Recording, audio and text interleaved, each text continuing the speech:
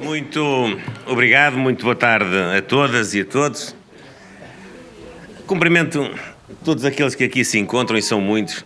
É de facto uma alegria e uma honra ver esta sala completamente lotada de compatriotas, alguns companheiros, outros sem filiação partidária, mas sobretudo pessoas que ou nasceram ou descendem de portugueses. Ou nasceram em Portugal, ou têm ascendentes que nasceram em Portugal. E isto é aquilo que nós podemos dizer que é o país, que é a Portugalidade, que é a nação portuguesa. A nação portuguesa não se esgota nas fronteiras do território nacional. A nação portuguesa é global, como aliás toda a nossa história demonstra. Não é de agora que nós nos entregamos a ir pelo mundo fora em busca de novos mundos, em busca de novas oportunidades. Um abraço muito grande do coração a todos por estarem aqui hoje, nesta tarde.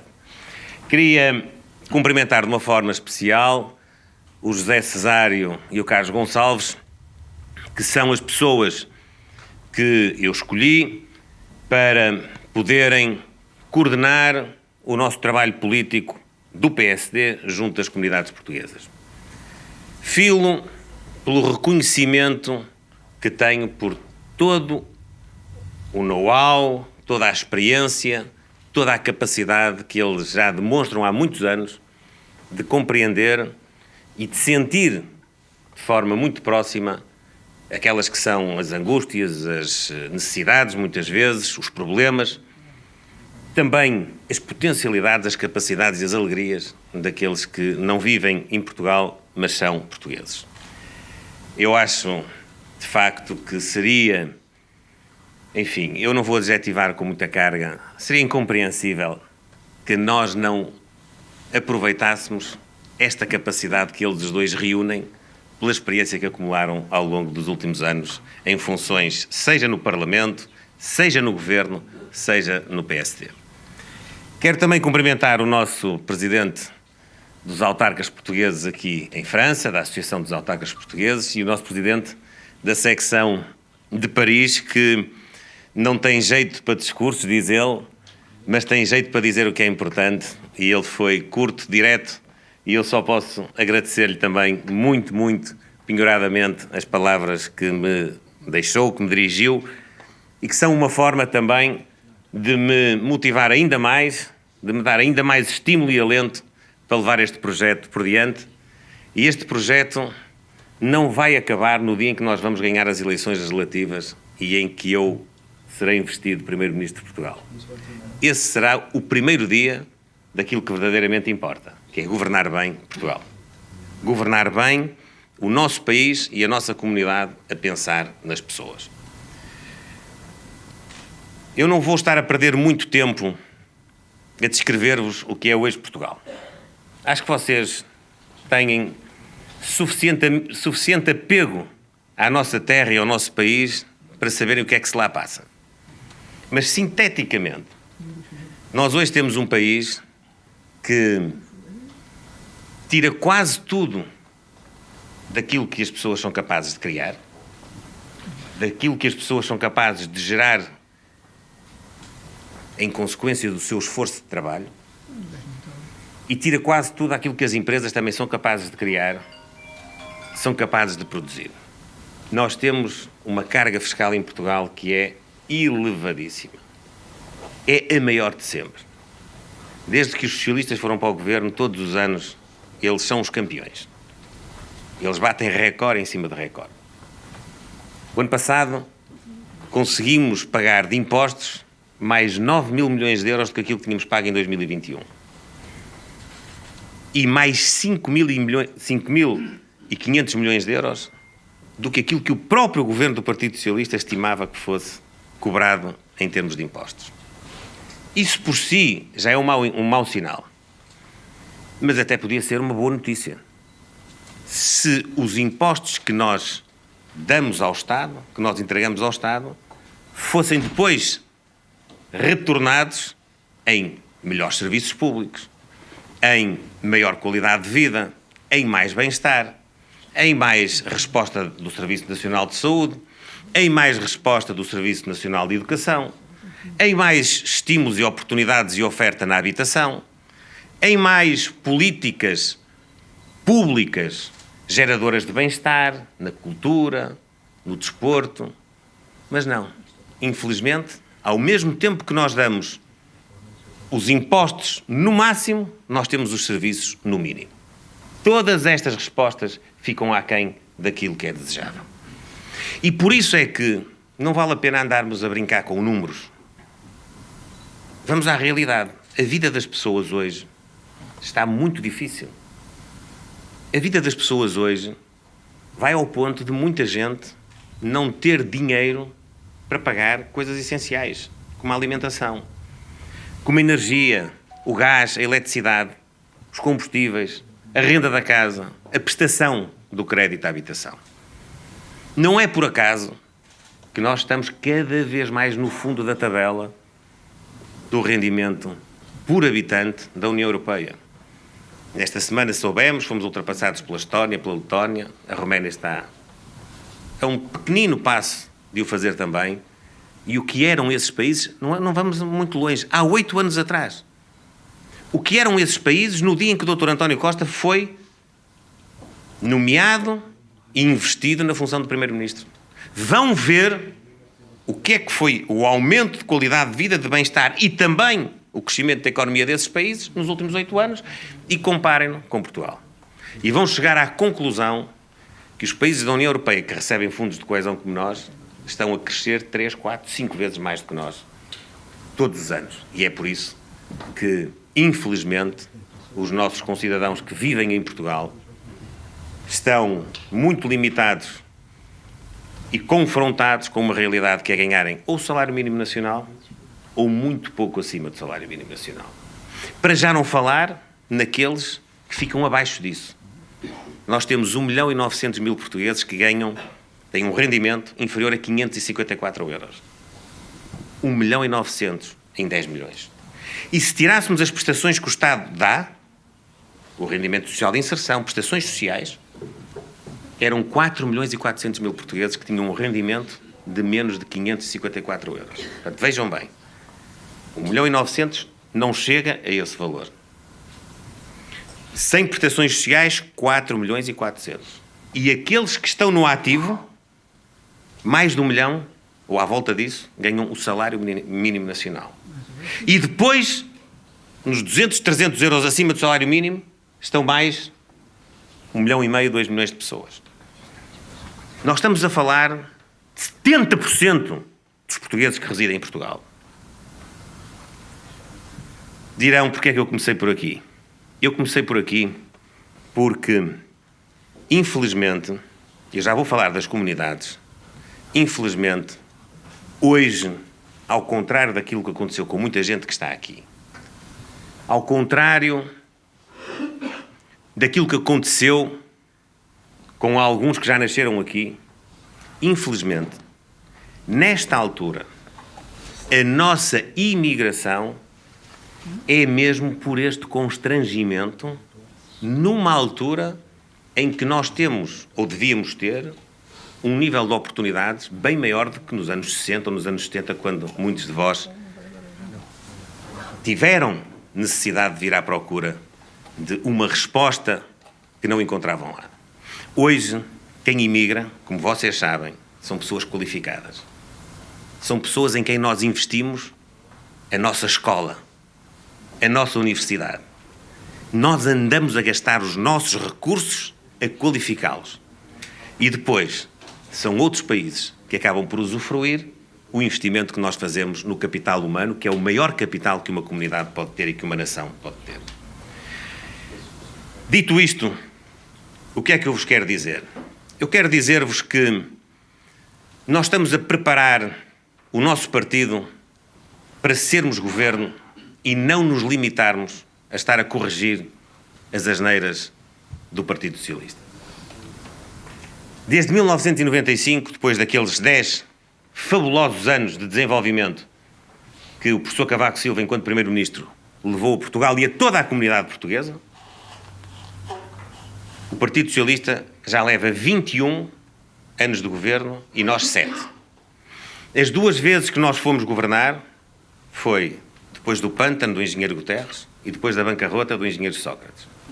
E agora preparamos-nos para ir governar depois do empobrecimento do Dr. António Costa. Mas o PSD, comigo, connosco, não é um partido só para arrumar a casa. Nós queremos governar para dar futuro às pessoas. Nós queremos governar para que não haja tanta gente a precisar de sair de Portugal para ter uma oportunidade.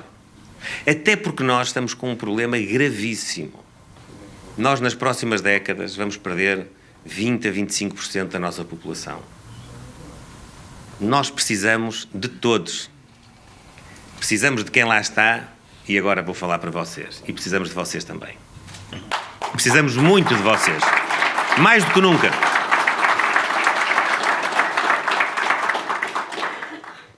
Nós precisamos muito de 2 coisas, que são para mim os princípios que devem presidir à política de relação com as nossas comunidades espalhadas pelo mundo e, no caso concreto, pela Europa. Em primeiro lugar, e acima de tudo, precisamos de não vos deixar sozinhos. Nós não queremos que ninguém se sinta sozinho só porque, por alguma vicissitude, teve de sair do país, ou então nasceu já fora do país, porque os seus pais ou os seus avós tiveram de sair lá atrás. Pelo contrário, nós queremos estar perto. Nós queremos que essa ligação nunca se quebre. Nós queremos manter viva a chama que nos une enquanto cultura, enquanto povo, enquanto identidade. Não estou agora a pensar em mais nada. Não estou a pensar na parte económica de que falarei a seguir. Estou a pensar apenas nas pessoas. Nós somos uma família. Nós, portugueses, nós, comunidade portuguesa, somos uma família. E como família que somos, mesmo quando não estamos todos de acordo, mesmo quando temos as nossas brigas, nós nunca devemos deixar ninguém para trás. Nós nunca devemos deixar ninguém abandonado. Nós devemos dar serviços administrativos de proximidade. Nós devemos instigar a participação política. Nós devemos ter uma rede consular, uma rede de embaixadas que cumpra a tarefa de tratar dos assuntos administrativos e outros que a nossa comunidade precisa, esteja ela onde estiver. Que cada pessoa, cada ser humano, cada mulher e cada homem que tem a nacionalidade portuguesa tem direito a ter como resposta. Portanto, o primeiro eixo será sempre esse. Será o de estar perto. O de, no dia em que for preciso tratar de alguma coisa, há alguém que ajuda a tratar dessa coisa. É isto que é a pedra angular da forma como eu vejo as comunidades. É não deixar ninguém sozinho. É estar sempre em contacto. Porquê? Em primeiro lugar, por um valor humano, um valor de personalismo e um valor de cultura e de identidade de nação. Por amor à nossa nação. Por amor aos nossos valores e à nossa identidade. Nós somos mesmo todos Portugal. Nós somos todos Portugal que lá vivemos e somos todos Portugal que estamos espalhados nas comunidades. E só isso já era suficiente. Mas nós ainda podemos ir mais longe.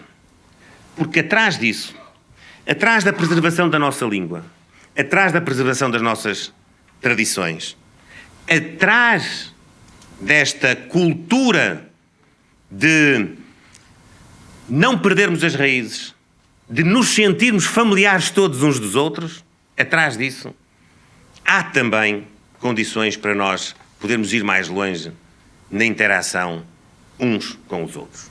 E por isso eu digo que mais do que nunca precisamos da vossa ajuda. Porque se nós temos hoje uma nação pobre, uma nação a empobrecer, uma nação que não dá respostas aos seus filhos, uma nação que começa a também não dar respostas àqueles que deixaram a vida ativa, reformados e pensionistas. Veja-se o que ainda acontece por estes dias, com as medidas que o Governo decidiu adotar para tentar compensar o aumento de custo de vida que nós há um ano vimos alertando que merecia uma resposta. Pensionistas e reformados ficaram absolutamente de lado.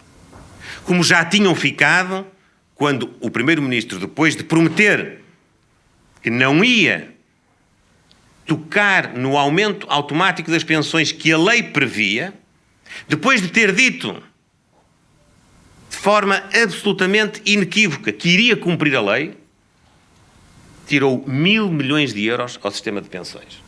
Ele que andou 7 anos a acusar o PSD de ter a intenção de cortar 600 milhões de euros nas pensões, intenção essa que nunca foi verdadeira, mas ele andou a insinuar isso durante 7 anos, de uma penada, não teve intenção nenhuma.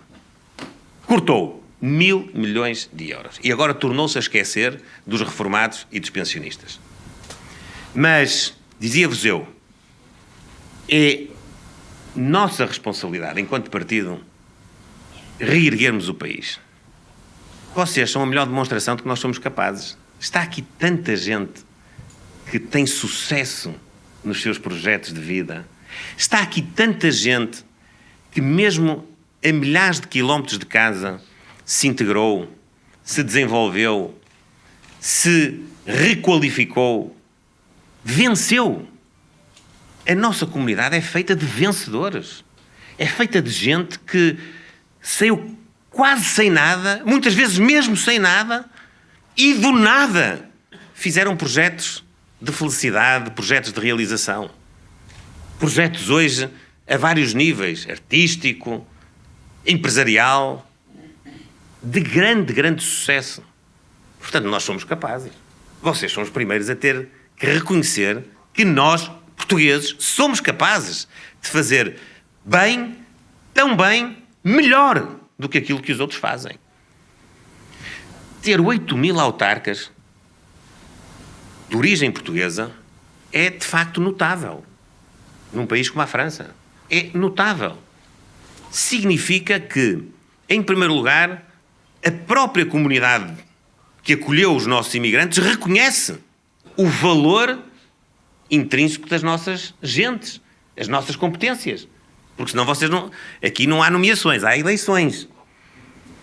Nós não vivemos aqui em ditadura.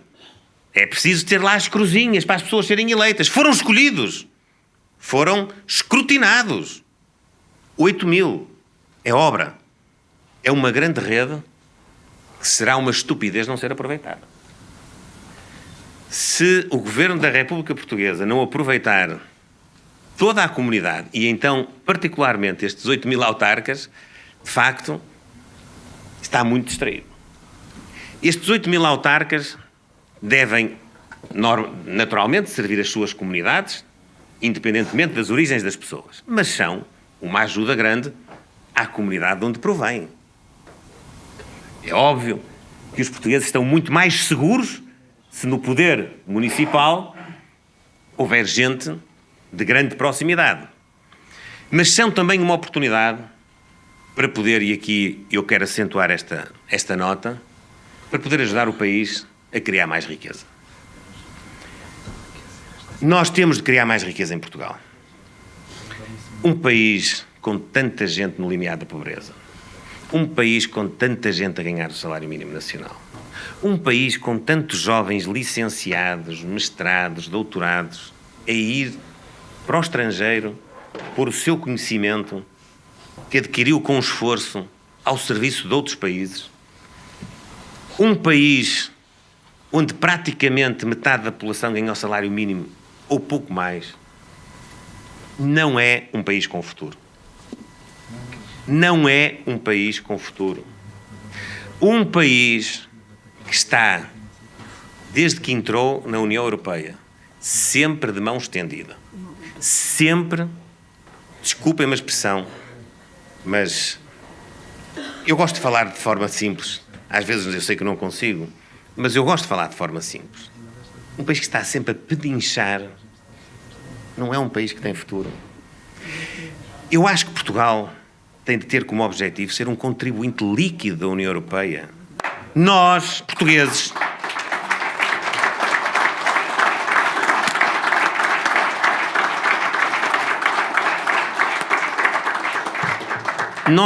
não podemos resignar-nos a estar sempre na cauda. Entram países mais pobres do que nós, passam por nós e qualquer dia eles vão dizer assim: mas o que é que se passa? Que nós, que entramos mais tarde, éramos mais pobres, agora estamos a dar uma contribuição para vocês, que quando nós entramos já lá estavam, continuarem a receber ajudas. Isto não é futuro para Portugal. Nós temos de ter políticas que fixem as pessoas. Nós temos de ter políticas que garantam àqueles que aqui estão que das duas uma, ou continuam aqui a viver, mas quando quiserem vão a Portugal, ao nosso país, e sentem-se bem, e têm as suas famílias bem, e têm os seus amigos bem, ou então têm vontade de voltar.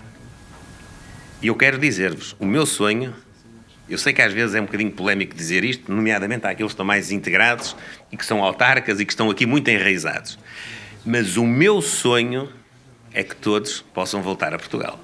Esse é o meu sonho. Eu sei que não vou cumpri-lo na plenitude. Eu sei que há vidas e vidas. Há quem casa aqui, há quem começa a ser autarca aqui, há coisas que depois não se conseguem ultrapassar. Mas nós precisamos mesmo. Precisamos de vocês lá. E mesmo quando não estão lá, precisamos que invistam lá. Precisamos que invistam em Portugal.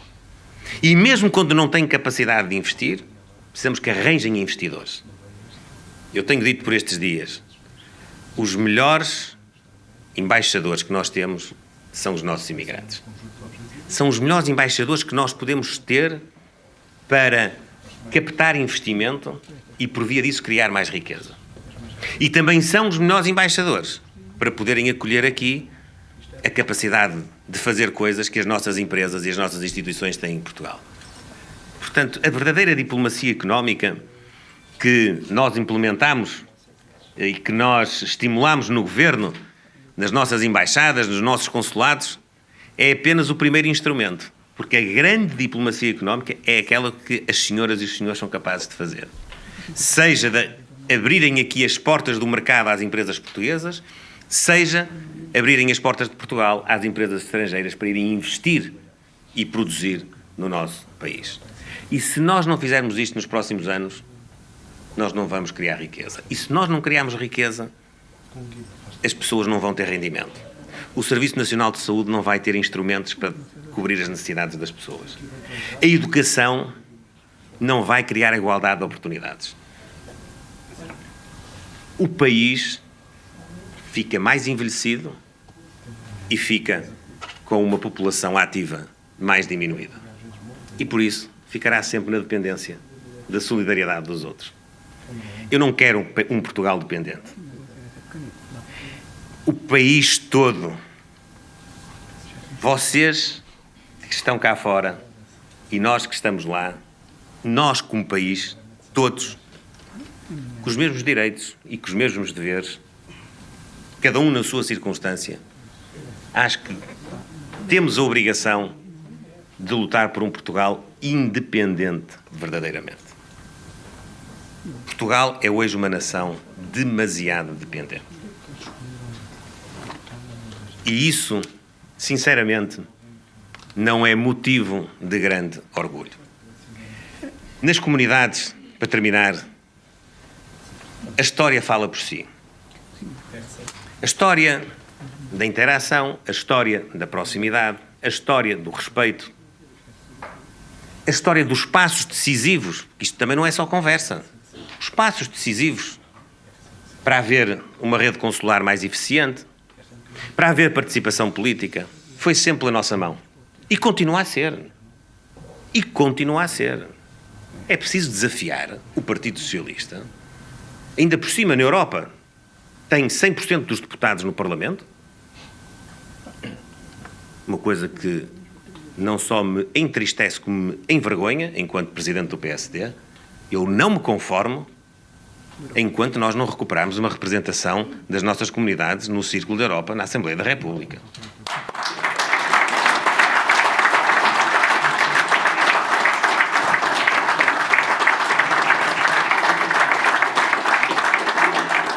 Mas é preciso desafiar o Partido Socialista.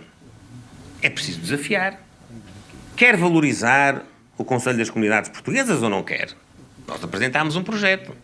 Reforço de competências. Mais organização. Nem as eleições conseguem fazer. Deviam ser de 4 em 4 anos. Há 8 anos que não são feitas. As reuniões são quando o rei faz anos. E como nós não temos rei, são mesmo raríssimas. O Partido Socialista tem... Vamos ver como é que eles vão votar no fim. Eles, para já, abstiveram-se, deixaram o projeto passar. Mas vamos ver se eles vão ser consequentes ou não. E depois vamos perguntar ao Partido Socialista de que é que tem medo para nós instituirmos o voto por correspondência nas eleições europeias e nas eleições legislativas. De que é que tem medo?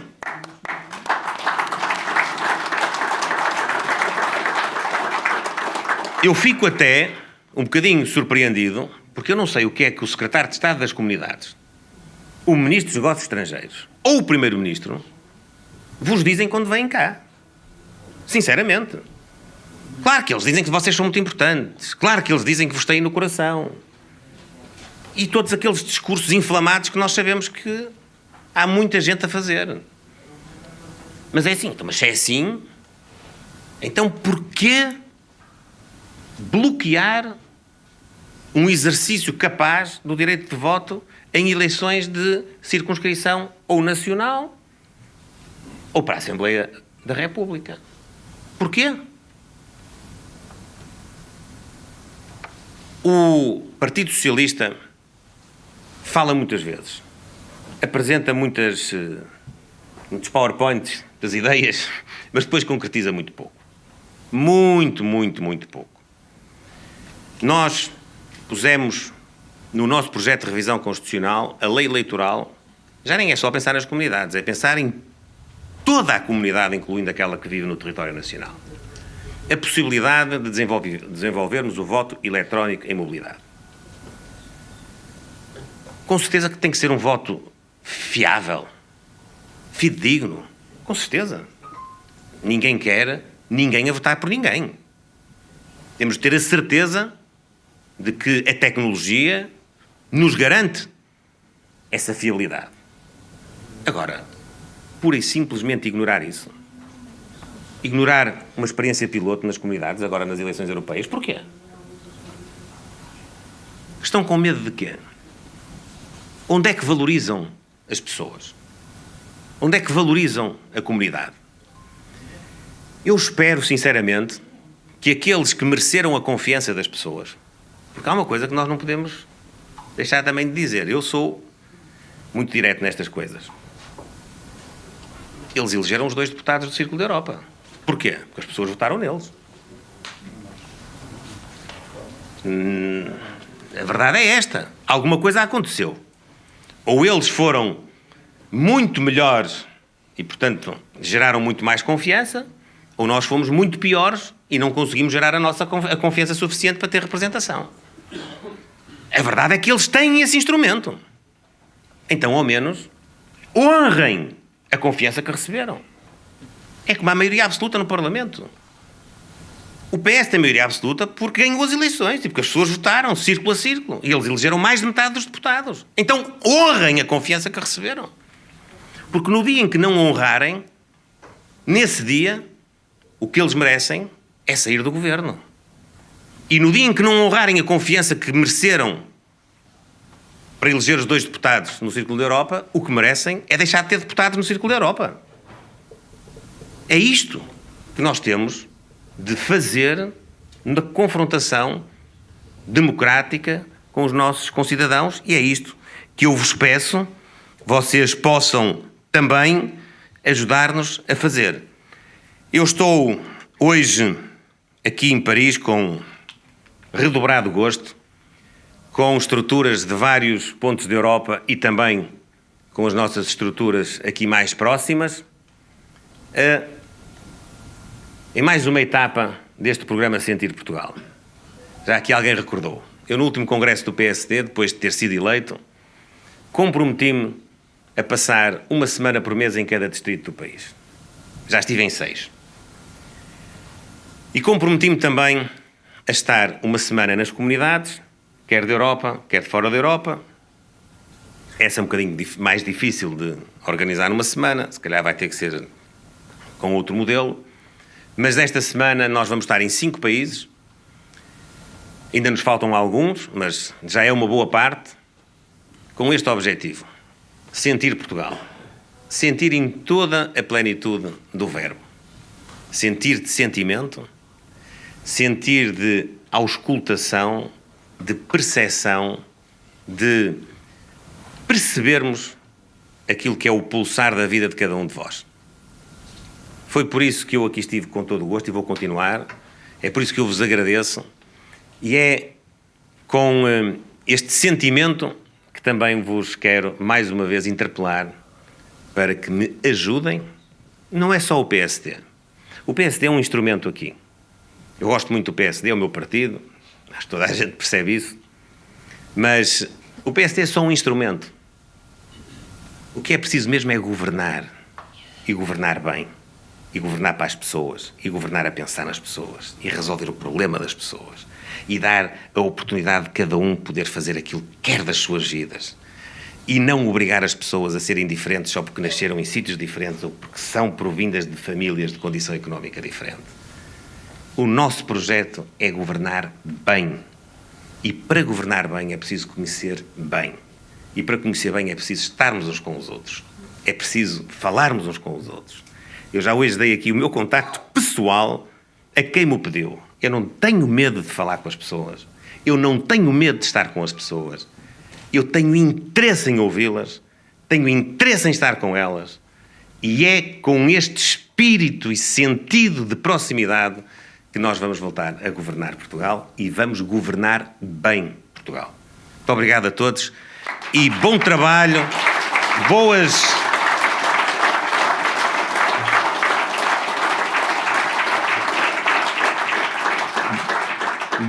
venturas nas vossas vidas, saúde também, e nunca se esqueçam de ir a Portugal, de estar em Portugal, e se todos quiserem, não percebi. Não esquecem. Não, e se todos quiserem, voltem para Portugal, porque nós precisaremos seguramente de muitos mais do que aqueles até que temos por aqui. Obrigadíssimo a todos e um abraço.